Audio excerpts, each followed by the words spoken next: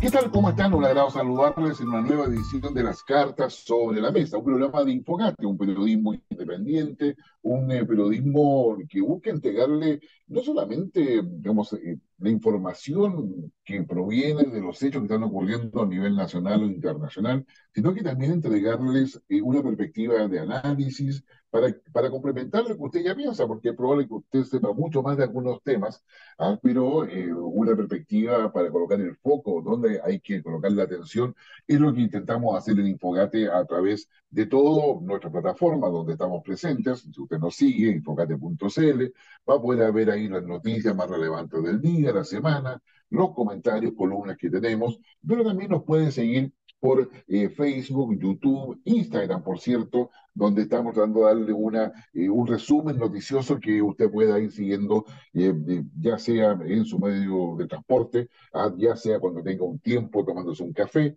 y por supuesto también en Twitter. No olvide darnos like, eso usted, como bien sabe, nos ayuda. También estamos en YouTube, por cierto, donde se transmite este programa, y también este programa se transmite por la señal de Cable Mundo, que está desde Coquimbo hasta Yanquihue. Creciendo Cable Mundo, es impresionante cómo se ha ido consolidando a través del país, y eso claramente se agradece y se aprecia con una fibra óptica que está de primer nivel, así que se ha destacado en varios estudios. Así que agradecemos a Cable Mundo, a Mundo TV, por esta cobertura que nos permite tener con las cartas sobre la mesa. Y también a Telecauquenes y Ñublevisión, quienes nos siguen y son socios nuestros, socios estratégicos, diría yo, desde ya hace bastante tiempo, y Radio Longuén en Concepción, que también retransmite nuestro programa.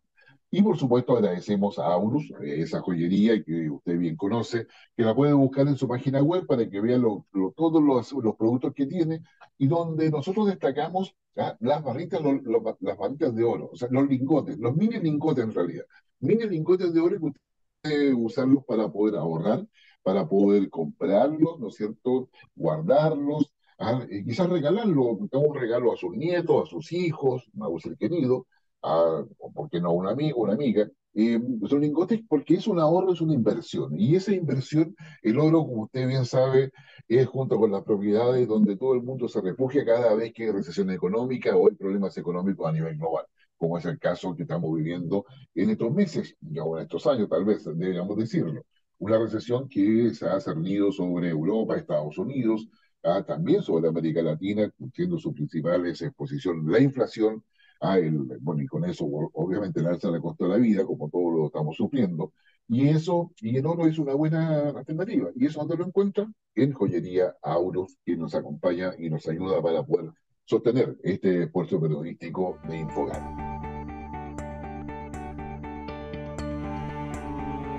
A nivel nacional, yo creo que hay varias informaciones que son relevantes. La primera de ellas, ya en una perspectiva de análisis, es que el gobierno se encuentra entreverado en la estrategia a seguir de aquí en adelante una vez conocidos los resultados de la elección del consejero constitucional. Que se quiera o no se quiera, finalmente se transformó, como ya lo habíamos previsto, lo habíamos dicho anteriormente, en una suerte de plebiscito respecto a la gestión del gobierno.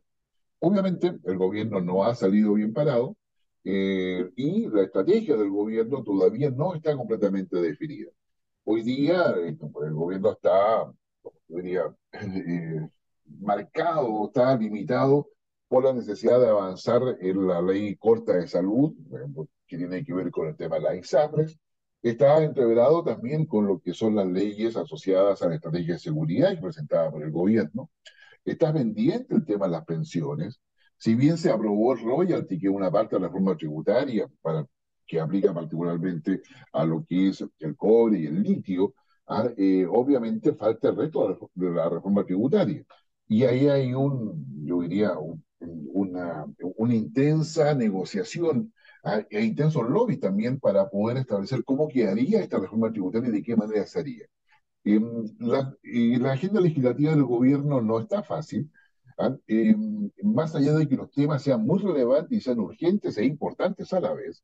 Los acuerdos políticos respecto al foco y respecto al alcance que se puede dar en los procesos de negociación no están ni tan claros alrededor del oficialismo, vale decir, un oficialismo que está como marcado Frente Amplio o Apruebo Dignidad, donde por otro lado está socialismo democrático, donde aún no se define, digamos, el rol del PPD realmente, o la democracia cristiana. No se sabe si va a haber o no cambio de gabinete. Es decir, hay una nebulosa en la estrategia política del gobierno en términos cómo va a enfrentar todo ello. Sabemos de que una parte de lo que es Apruebo Dignidad, particularmente el Partido Comunista, y eso, Convergencia Social, Revolución Democrática, están por la idea de mantener los ejes del programa tal cual fueron planteados para la segunda vuelta, y algunos incluso pensando en los ejes de la primera vuelta. Pero esos ejes de la segunda vuelta, a raíz de los resultados electorales y a raíz también de lo que es la evaluación de la opinión pública respecto a la gestión gubernamental, claramente, digamos, tiene que modificarse, o sea, tiene que haber un cambio de prioridades, una modificación incluso del programa, si uno quiere ir más lejos, pero definitivamente eso no está siendo abordado ni conversado, sino que más bien es parte de los enfrentamientos y conflictos al interior del oficialismo. En consecuencia, tenemos un oficialismo, digamos, conflictuado, al que intenta dar una cierta señal de coherencia. Ya fue una buena noticia que la interpelación a la ministra Tobá ha sido superada con éxito. Eso es un voto de confianza al final del día para el gobierno, pero claramente es insuficiente respecto a la exigencia de una estrategia mucho más amplia y mucho más largo plazo. Acá hay temas importantes en términos de que se volvió a renovar el estado de excepción para la macrozona sur, y probablemente va a ser lo mismo con la macrozona norte, con lo cual ya no está diciendo de que la debilidad institucional de nuestra democracia, independiente de quién o no esté gobernando, es cada vez más patente en la medida que para poder sostener la seguridad, condiciones de seguridad mínimas, se requiere el despliegue de las Fuerzas Armadas, que obviamente tienen otra función dentro del Estado. Entonces, ahí hay temas que probablemente van a ser de análisis y van a estar presentes este fin de semana. Recuerden ustedes que este programa lo grabamos los días jueves en la mañana, por lo tanto, viernes, sábado y domingo particularmente van a ser parte de lo que es esta visión que le estamos dando. ¿Qué cosa esperamos este fin de semana? Que el gobierno defina una estrategia y que esa estrategia efectivamente conlleve un proceso de negociación que necesariamente debería estar basado en un cambio de prioridades del programa de gobierno, y la incorporación de otras cosas que no estaban en el programa y sacar aquellas cosas que no va a ser posible. Una de las cosas que, digamos, va a ser la gran deuda del gobierno, sin lugar a duda, es el tema educacional. No solamente por el CAE, porque no va a poder, digamos, condonar todas las deudas, sino que también por lo que significa la calidad de educación. Acá hay un tema. Lo otro es que de una estrategia de cómo va a ser su posición en torno al debate constitucional. El gobierno, a nuestro entender, no puede quedar neutral frente a un debate que es de profundidad y que es de mucho contenido, particularmente cuando tiene un partido republicano al frente que ha tenido una mayoría electoral y que obviamente necesita un espacio político para poder consolidar su posición, pero si se le deja solo, la consolidación lo va a llevar a la presidencia, cosa que el gobierno debería estar, digamos, anticipando por lo menos. En consecuencia, acá hay una necesidad, una estrategia que esperamos tener algunas luces este fin de semana. En el plano internacional, yo creo que hay dos cosas que es necesario mencionar. Por una parte, la situación que se vive en Ecuador.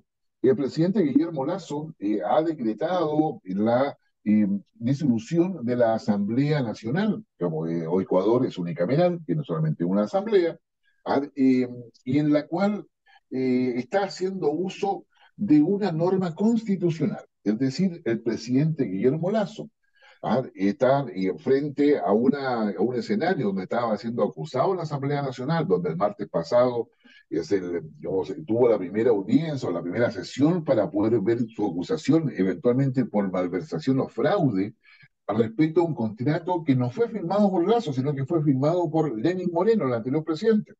Sin embargo, se está responsabilizando a Guillermo Lazo. Eso tiene que ver con una pugna política al interior de Ecuador, donde están presentes las fuerzas que apoyan a Rafael Correa, que no puede ingresar a Ecuador, que está afuera, según entiendo, está en España, ¿ah? Y que mantiene, digamos, huestes importantes al interior del Estado ecuatoriano y de la sociedad ecuatoriana. De hecho, los movimientos indígenas tienen más capacidad de diálogo con Correa que con el presidente Lasso. A su vez, también el presidente Lasso llega a esta situación en virtud de que se va aislando en el poder y va rompiendo los lazos y alianzas que había construido para su elección como presidente. En consecuencia, digamos, Guillermo Lasso, cuando lo acusan en la Asamblea, está en una situación más bien de soledad ideológica y la soledad del poder al lado de todo eso. Y eso implica, digamos, genera un conflicto político. Alrededor de eso, tenemos los levantamientos de las cárceles, tenemos un aumento de los homicidios, un aumento de la violencia, digamos, urbana, y un aumento de las protestas también. La situación económica en Ecuador no está bien, la economía informal ha crecido muchísimo, la instalación de crimen organizado son elementos que cooperan a que este panorama que está enfrentando Guillermo Lasso fuese bastante complejo. Está en medio de una reforma tributaria que ha lanzado y que de hecho ya la sacó vía decreto, y que en el fondo da un planteamiento, yo diría, bastante completo en términos de que la situación de no haber ocupado este resquicio, esta norma constitucional de disolver la Asamblea y llamar a elecciones anticipadas, claramente hubiese sido muy compleja para el presidente Lasso. Ahora bien, ¿qué significa esto? Al disolver la Asamblea y llamar a elecciones anticipadas, el llamamiento a elecciones anticipadas la hace el Servicio Electoral de Ecuador, que probablemente este fin de semana o máximo el próximo, tiene 7 días, de hecho, para definir la fecha de cuándo se van a realizar. Y son elecciones de presidente y miembro de la Asamblea, es decir, se renueva todo. Para esa elección, el presidente Lasso puede ser candidato, cosa que tendrá que decidir en algún instante, como también los asambleístas o parlamentarios también pueden ser candidatos. ¿Por qué? Porque no se trata de una reelección, se trata de una nueva elección y así lo establece la propia Constitución. Yo creo que ahí hay un primer punto. Lo segundo es que, digamos, para que todo esto se produzca, es decir, tienen que haber 6 meses, quiere decir que las elecciones van a ser eventualmente, ¿no es cierto?, en diciembre o máximo enero, conforme, digamos, las fechas que se determinan. Pero tiene 6 meses para eso. En todo este periodo sigue en función el presidente Lasso, quien puede gobernar a través de decretos. Acá, ¿qué es lo que se genera? Se genera, digamos, yo diría, y perdóname la expresión, un autoritarismo democrático. Es decir, el presidente, en virtud de una norma constitucional, cierra el Congreso, o la Asamblea en este caso, y gobierna durante 6 meses mediante decreto presidencial. Eso significa que gobierna sin contrapeso legislativo. Gobierna, ¿no es cierto?, directamente a sola firma del presidente, y bueno, y eso le permite sacar adelante y firmar una reforma tributaria que estaba estancada en la Asamblea.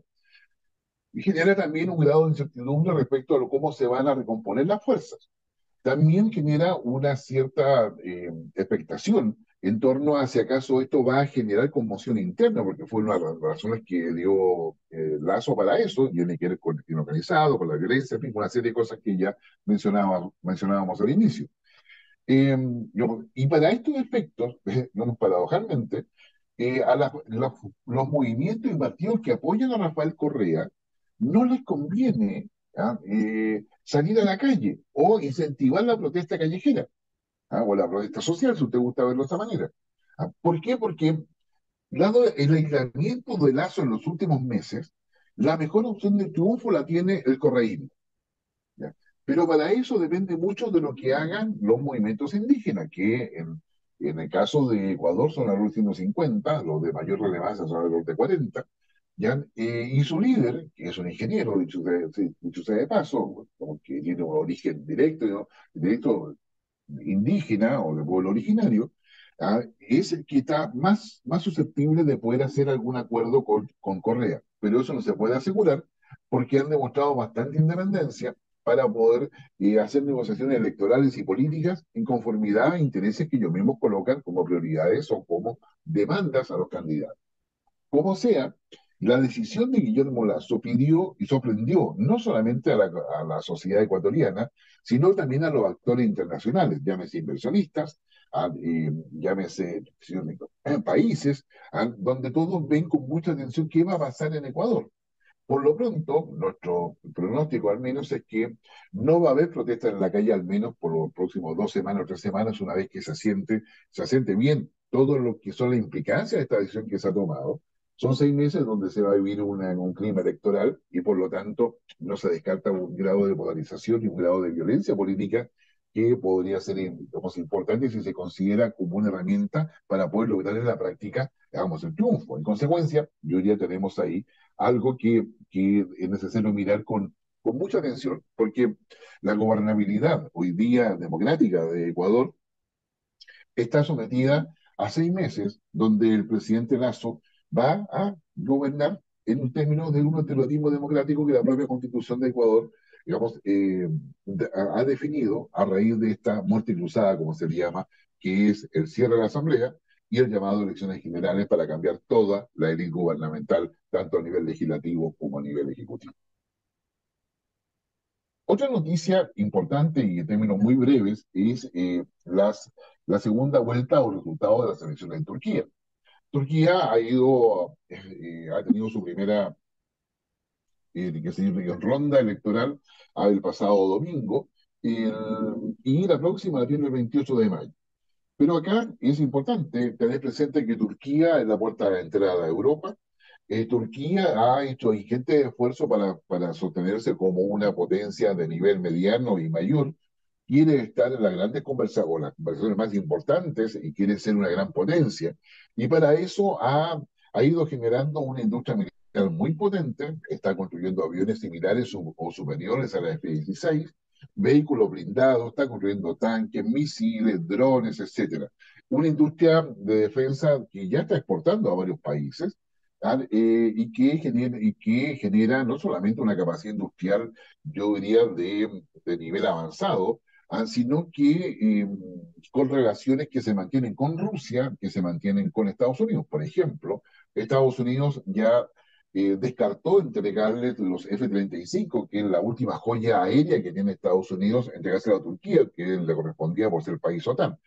Turquía tiene una plataforma aérea basada en los F-16, con diferentes bloques, diferentes modelos, pero que también requieren ser modernizados y donde tampoco Estados Unidos le quiere pasar el kit de modernización. ¿Y eso por qué?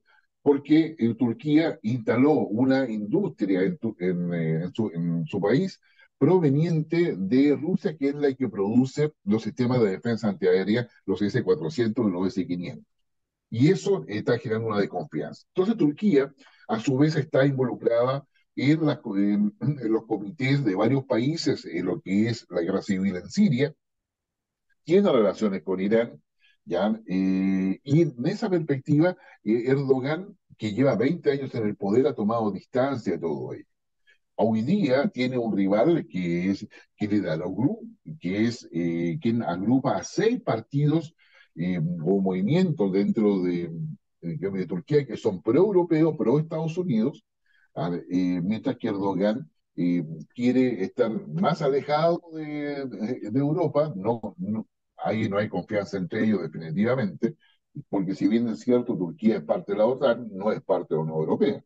Entonces, acá tenemos un escenario donde es importante seguir qué pasa con Turquía, porque también es parte del problema y la solución, no solamente en temas de Medio Oriente, no solamente en temas europeos, el tema de refugiados, por ejemplo, sino que también es parte del problema y la solución en la relación con China y en la relación al que se tiene con Rusia y el problema de solución respecto a Ucrania.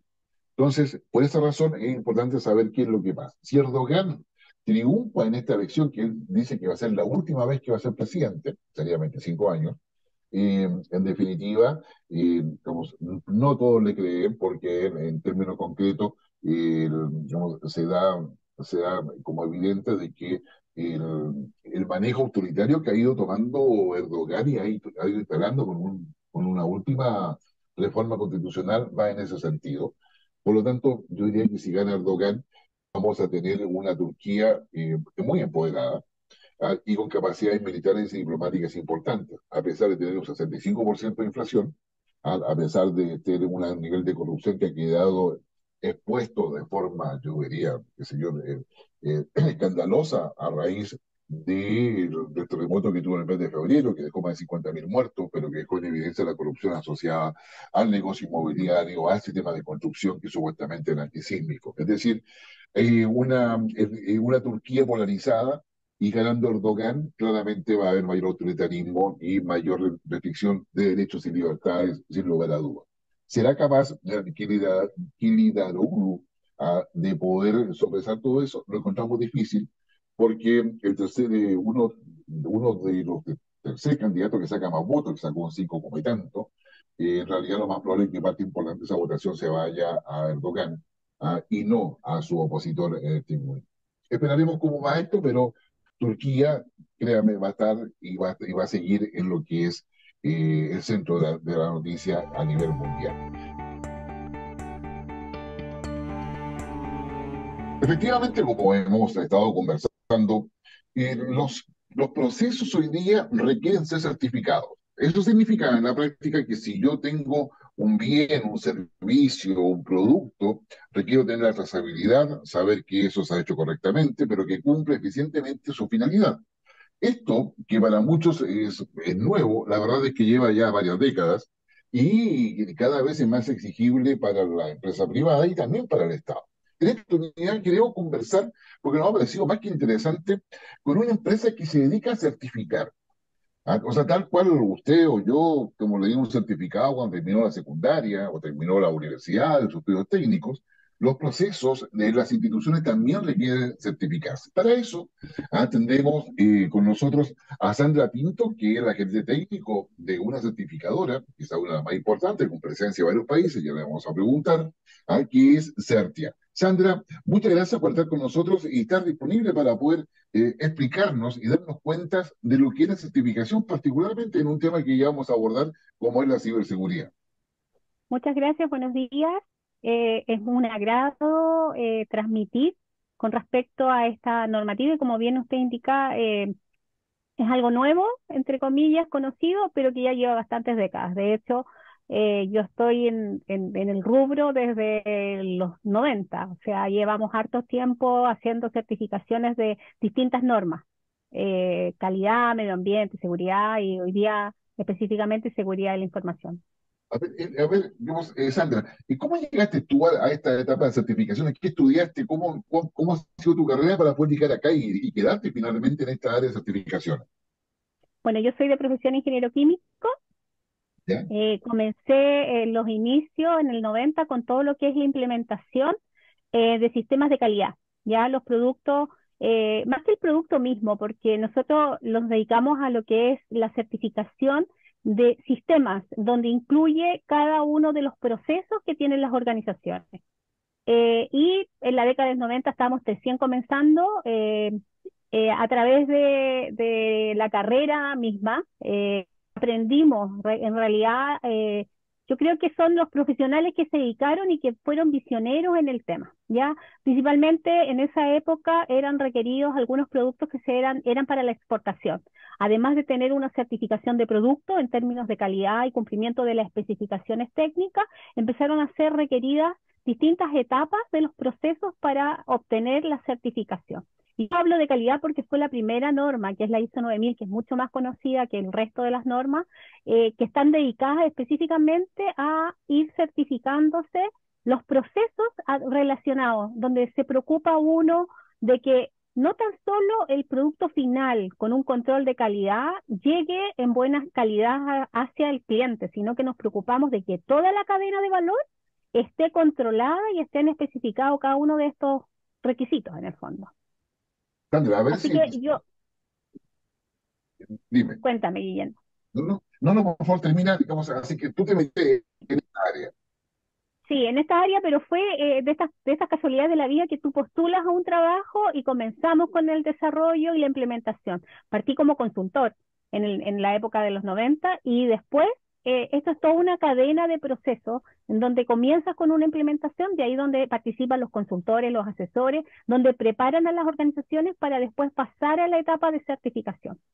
Hoy día yo estoy dedicada 100% a lo que es la etapa de certificación, donde tenemos distintos auditores que son personas calificadas, la gran mayoría de ellos con competencia en términos de profesionales dedicados a los distintos rubros, donde ellos verifican que efectivamente lo que se implementó y el sistema está cumpliendo con las distintas normativas. A ver, Eso principalmente. a ver, Sandra, a ver, para poder explicarles, porque no toda la gente maneja el lenguaje, ¿no? Sí, sí, Nosotros nos hemos encontrado de que, claro, todo el mundo ve cosas, pero no maneja el lenguaje de eso. A ver, esto significa que yo tomo un producto, ¿ya? Y ese producto dice que tiene tales componentes, o se ha dicho de tal forma. La certificación indica que efectivamente esos componentes son reales, que efectivamente están en el producto y que efectivamente dan cuenta de la calidad que tenga el producto. ¿Es correcto lo que te digo, no? sí, eso es certificación de producto. Es Ya. así. Nosotros nos dedicamos a verificar que toda la cadena de valor que está involucrada para llevar a cabo esta calidad de producto esté cumpliendo los estándares definidos. Me refiero, por ejemplo, la captación de los requisitos de qué producto el que quiere el cliente. Posteriormente, cómo traspaso esto al área de planificación, de producción y finalmente a lo que es el despacho. Es toda una cadena de valor donde obviamente hay distintos actores. Por ejemplo, el gerente general, el gerente comercial, la gerencia de producción.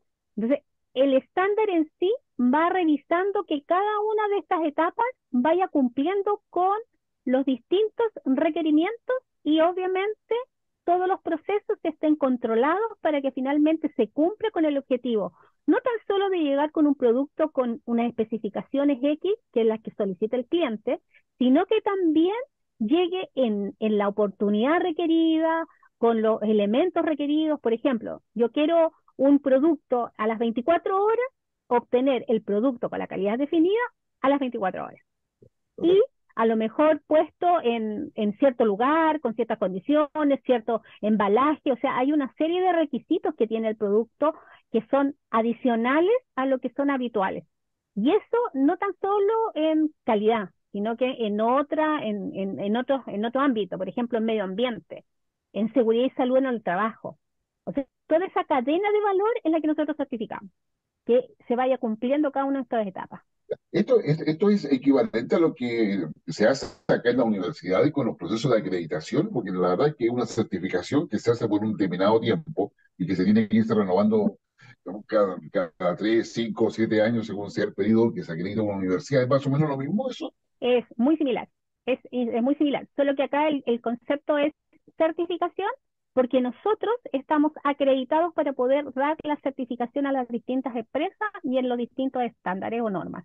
eh, digamos, la Certia, que es la empresa donde tú eres gerente técnico, digamos, ¿cuáles son como, las áreas que involucra y dónde está ubicada? Para ver qué experiencia han tenido ustedes. Sí, bueno, nosotros componemos esta empresa profesionales con bastantes años de experiencia, como tú ya lo viste, de la época del 90, otros llegaron un poquito después, pero en general somos profesionales que llevamos hartos años en el proceso, ¿ya?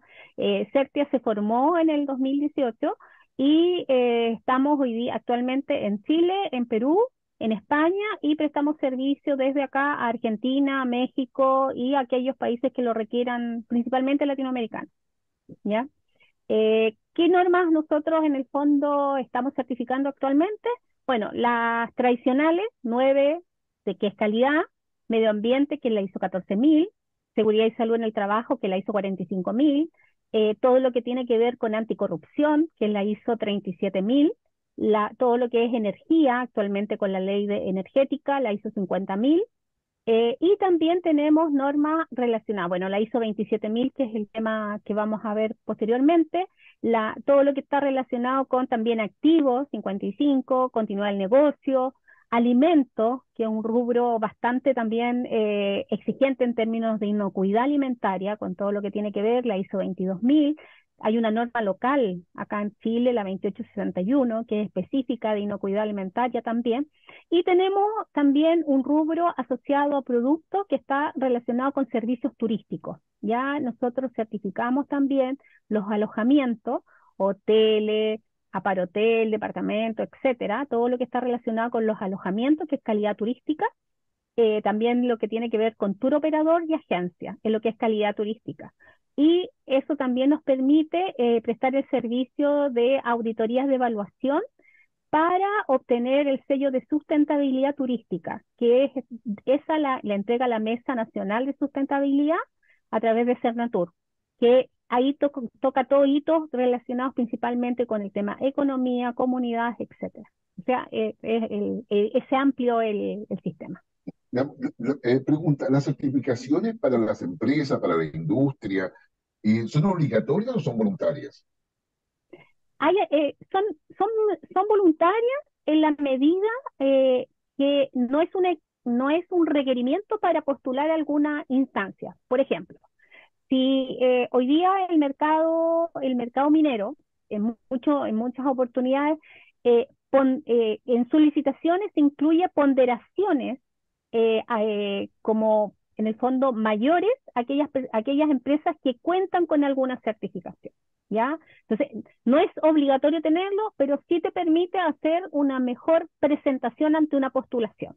Hay algunas normas que sí son obligatorias, que en el caso específico, por ejemplo, tenemos una a nivel nacional, que es la NSH 2728, que son los organismos técnicos de capacitación y entrenamiento para poder dictar cursos con franquicia Sense o tener algún programa, entrar en los programas que licita Sense, tienen que estar certificadas.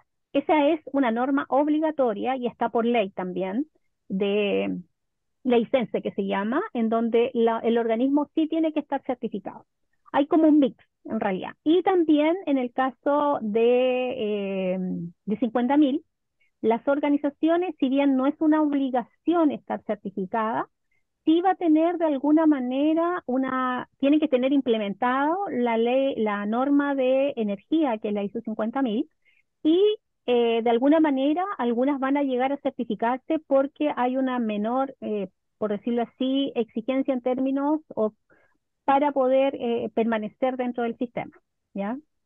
O sea, Eso vale decir, está regulado en el fondo. Hay cosas que están reguladas, hay cosas que no están reguladas, pero en general las empresas se incorporan por tener un plus adicional, tener una ventaja competitiva en términos de poder postulación, y hay algunas poquitas que son obligatorias hoy día actualmente a nivel nacional.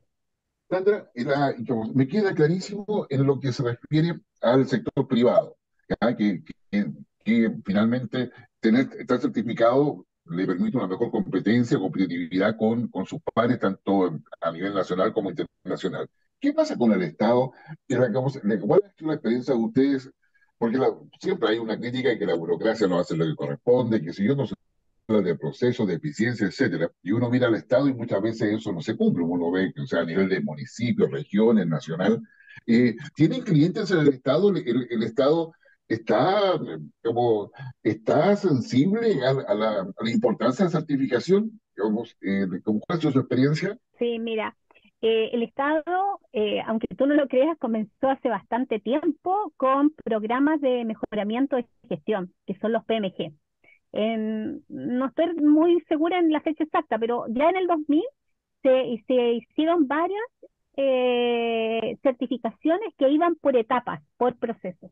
Y esto estaba de alguna manera inclusive dentro de los protocolos de control, donde tenían ellos que se comprometían a tener una certificación, ciertos procesos, y se iban certificando. Y eso fue a nivel global en todos los organismos de gobierno, todos, absolutamente todos los estamentos. Bueno, llegó una época en que eso ya no fue un requerimiento, no se incorporó dentro de las exigencias internas, ¿ya? Y algunos de los gobiernos, o sea, de los organismos públicos han mantenido la certificación. Ya hay varios organismos que están. Está el Ministerio de Vivienda, lo que es la Superintendencia de Casinos, la Tesorería General de la República, donde se incorporan, principalmente ellos están abocados en lo que corresponde a la ISO 9000, que es calidad del servicio, donde están los contribuyentes, los usuarios, los participantes, los distintos ministerios. Ellos hacen un levantamiento absolutamente completo con respecto a las partes interesadas, y con eso van revisando en términos de mejora de sus procesos para dar un mejor servicio, porque acá es básicamente el servicio es lo que se da. Y se regulan todo, absolutamente todo. Así que existe. También hay una norma local que se me había ido, que es la de igualdad de género o conciliación familiar, que es muy importante y que también hay varios organismos que la tienen certificada, implementada y certificada, que también es algo, una temática también que está siendo promovida en todos los organismos públicos.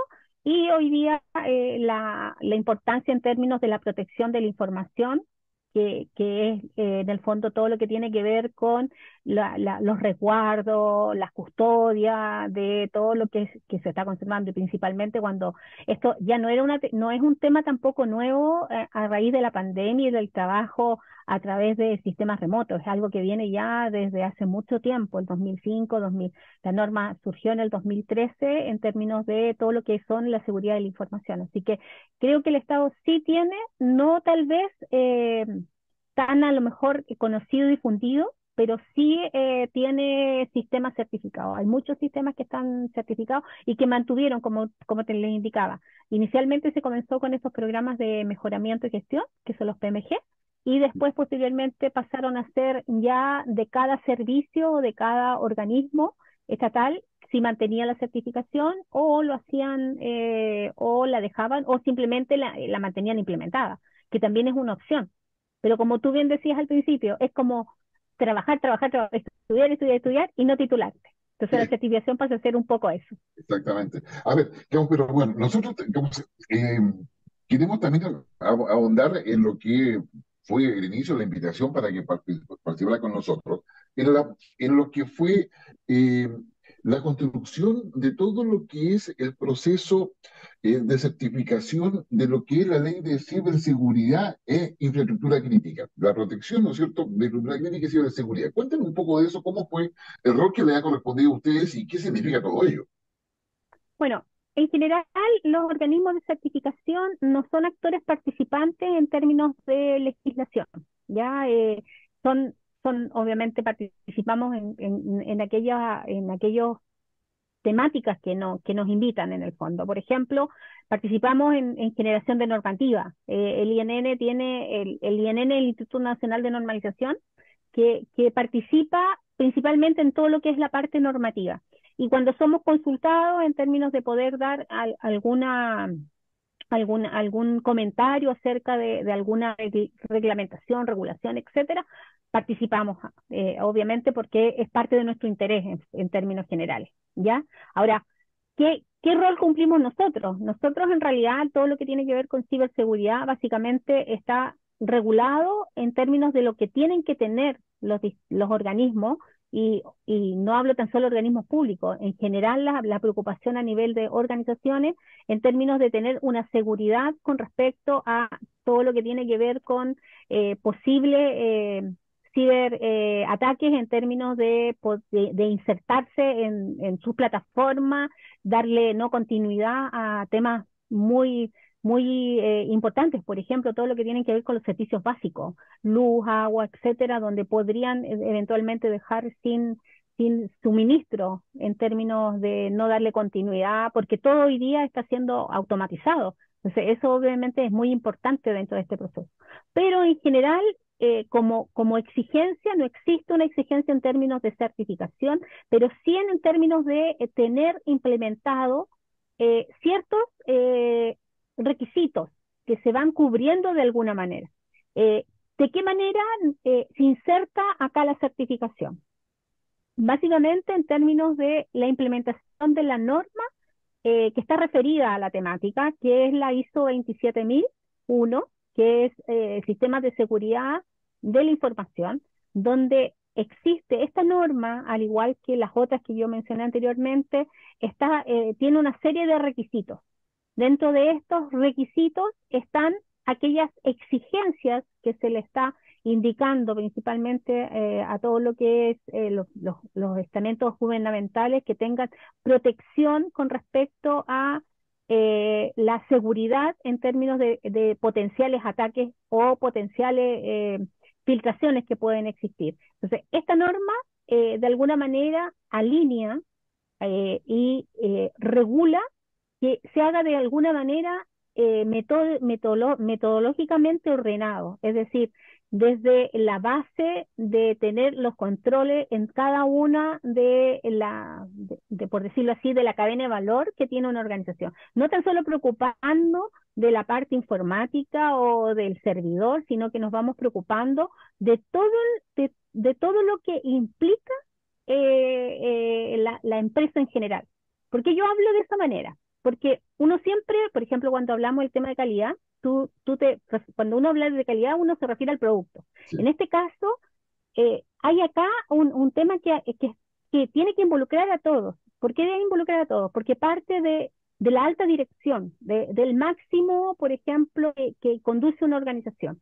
Esa persona tiene que estar comprometida a definir políticas relacionadas, dar los recursos para que finalmente podamos generar esta suerte de implementación del sistema, porque acá hay que preocuparse de los activos, todo lo que tiene que ver con los proveedores, definir cuáles son los requisitos, todo lo que tiene que ver con nuestras responsabilidades, en términos de qué personas tiene que hacer qué, cómo, cuándo, dónde, cosas muy básicas que muchas veces uno no, si no tiene bien estructurada todo lo que es la metodología en términos de implementación, se te puede a lo mejor perder algún requisito o podría generar. Y lo más importante que todo es que el sistema se basa en un levantamiento de cuáles son los potenciales riesgos asociados a la pérdida de la información. O sea, la seguridad de la información tiene que estar de alguna manera muy relacionada con todo este levantamiento.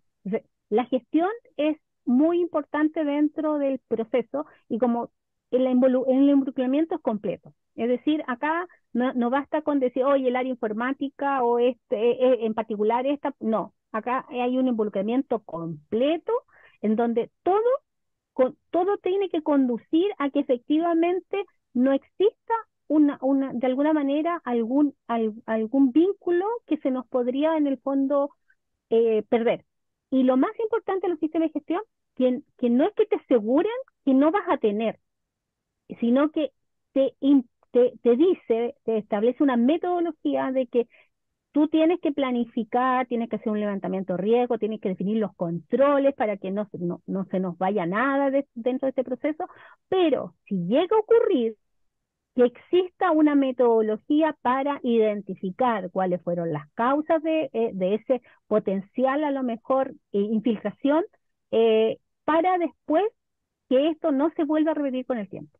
Entonces, esa es la parte más importante, no diría que es más importante, sino que es una de las partes importantes, es decir, ir definiendo cada una de estas etapas de tal manera de tener elementos que nos vayan controlando y nos permitan en el futuro ir mejorando aquellos potenciales, porque así como nosotros pueden haber cambios, también a nivel exterior pueden haber distintas potenciales, de repente, incidentes que nos pueden afectar y aprender, obviamente, de aquellas que podrían eventualmente hacer un levantamiento a nivel internacional, de cuáles podrían ser aquellas cosas que podrían a lo mejor estar siendo infiltradas, perpetradas, que no significan que nosotros, lo teníamos o no lo teníamos, en términos de los temas principalmente relacionados con lo que eventualmente podría pasar a nivel internacional y nacional, porque esto no es algo que sea solamente de acá, o sea, nosotros igual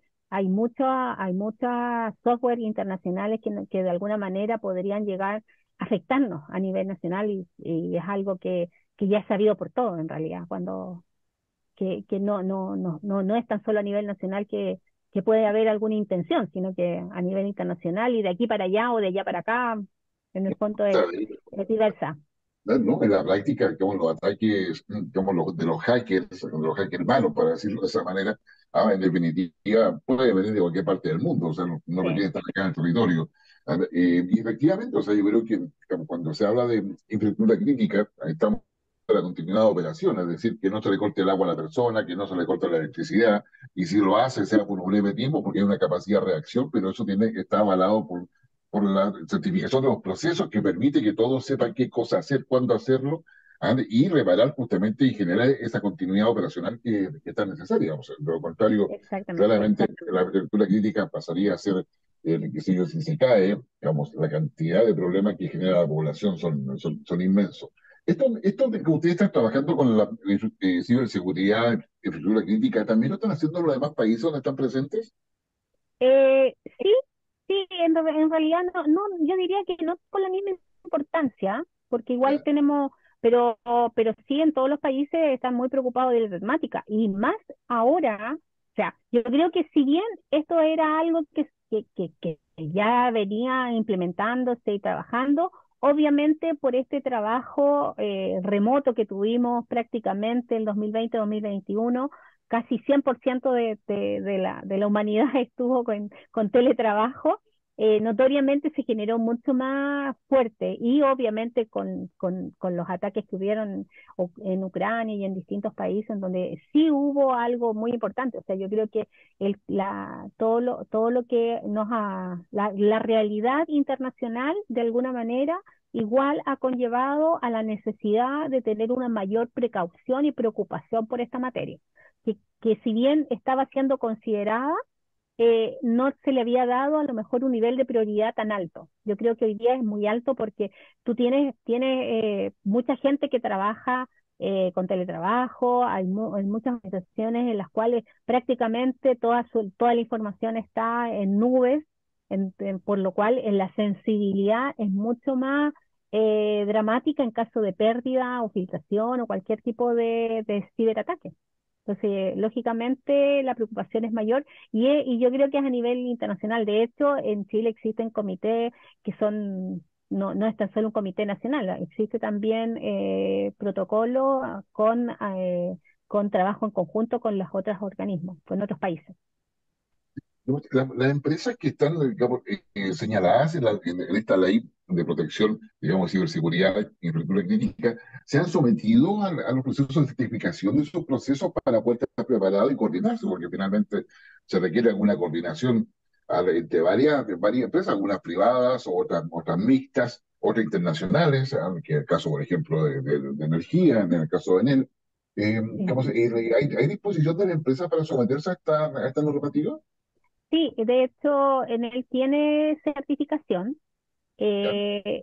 Existen en el fondo, como el periodo de implementación no es un periodo corto, ya, es decir, en el fondo para implementar los sistemas tienes que hacer un levantamiento de información, tienes que después capacitar a toda la organización, no es un proceso rápido, ya, pero sí existen, eh, están por lo menos en los organismos que nosotros hemos trabajado, existe hoy día como prioridad y como trabajo para el 2023-2024 trabajar en esta temática y establecer las bases para poder llegar a una certificación si es que finalmente se decide por una vía de certificación. Pero las empresas privadas sí lo están trabajando y sí hay algunas que están certificadas.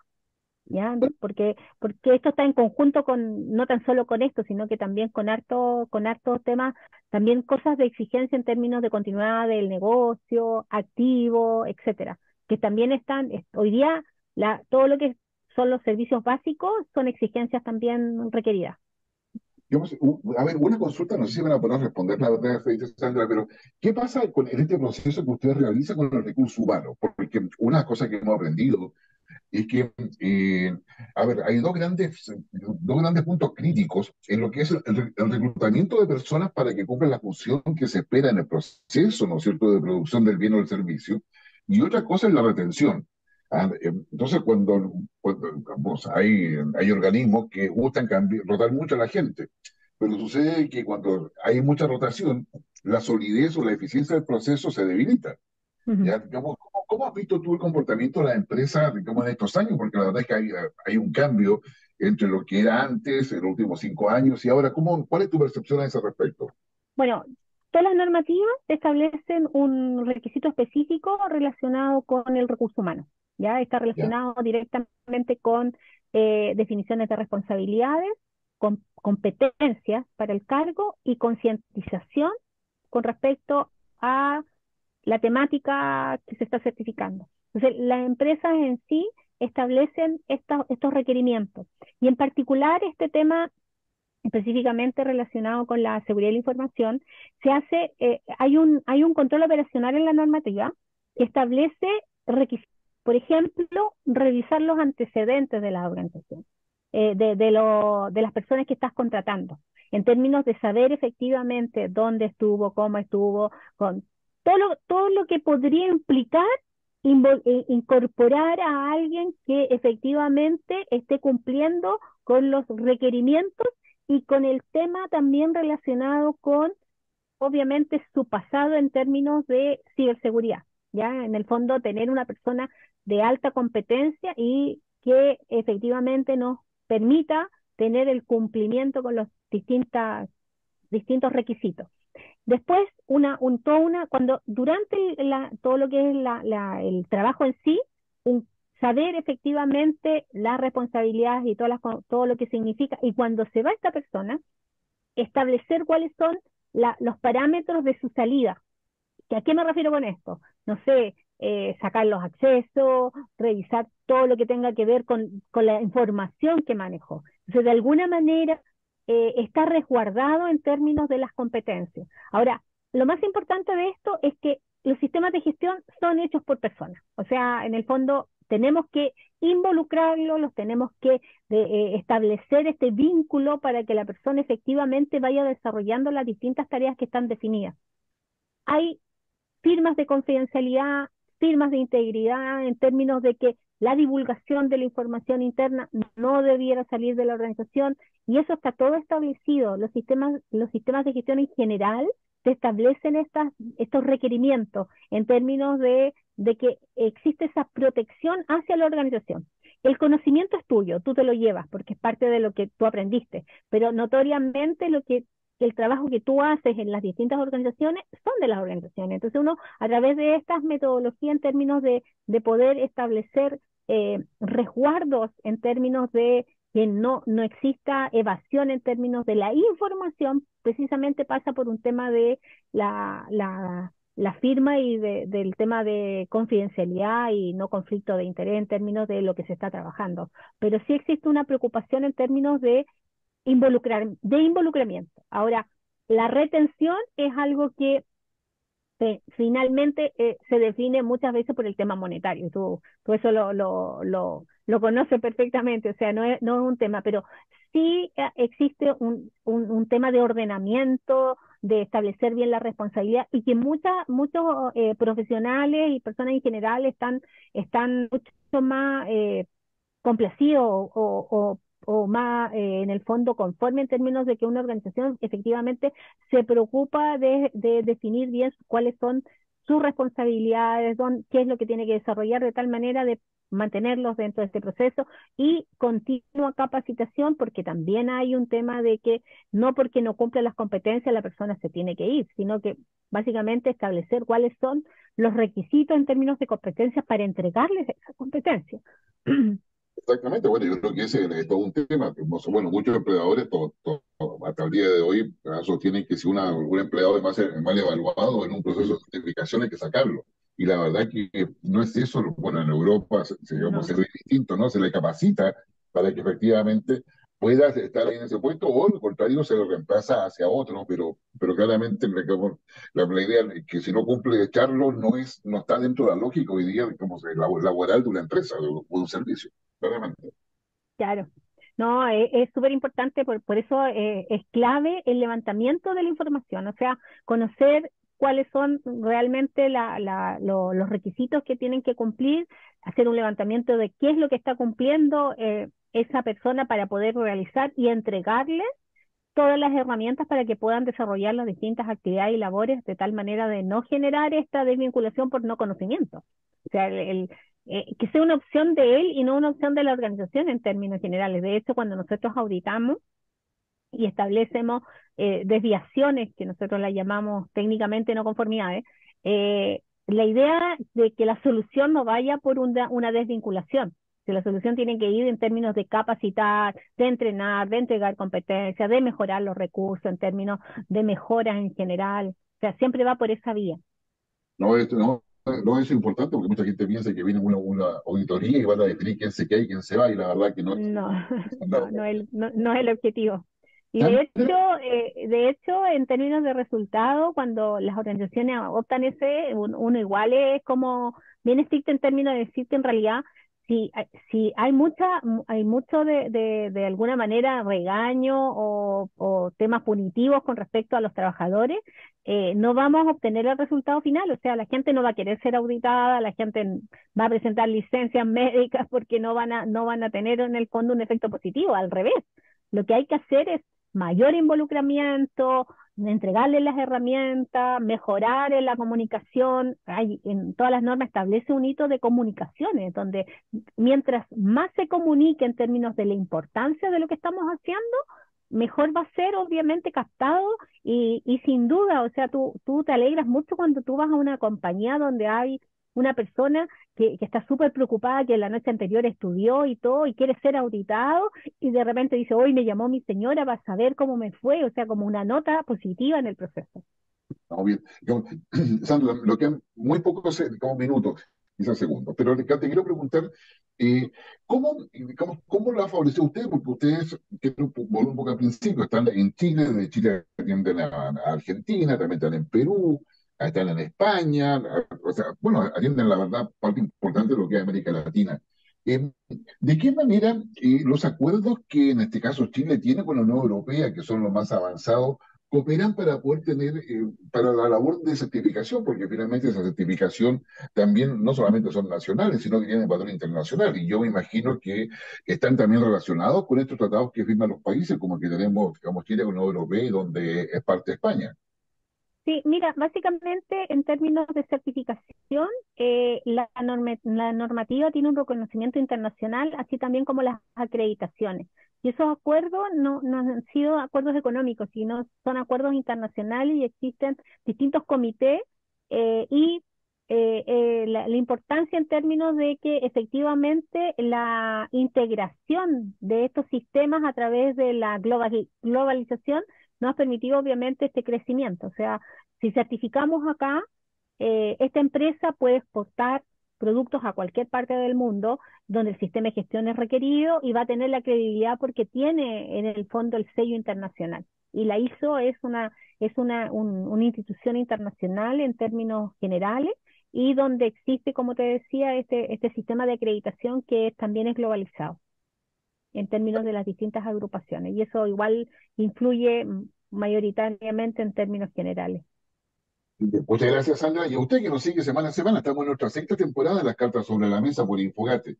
Los invitamos a que conversen sobre esto que hemos estado hoy día abriendo. Empezamos con la visión regional, nacional, internacional. Hemos llegado a lo que es certificaciones. Recuerde, el diálogo con sus cercanos, con sus parientes, con sus amigos, con sus hijos, con sus nietos, es relevante porque el diálogo fortalece la comunidad y la comunidad fortalece obviamente nuestra democracia. Así que por lo tanto lo invitamos a que converse, interactúe, comente sobre todo lo que estamos conversando acá y síganos en nuestras páginas y denos like respectivo en Twitter, en Instagram, que también estamos, en Facebook y por supuesto en YouTube. Nos vemos la próxima semana, que estén muy bien. Muchas gracias. Muchas gracias.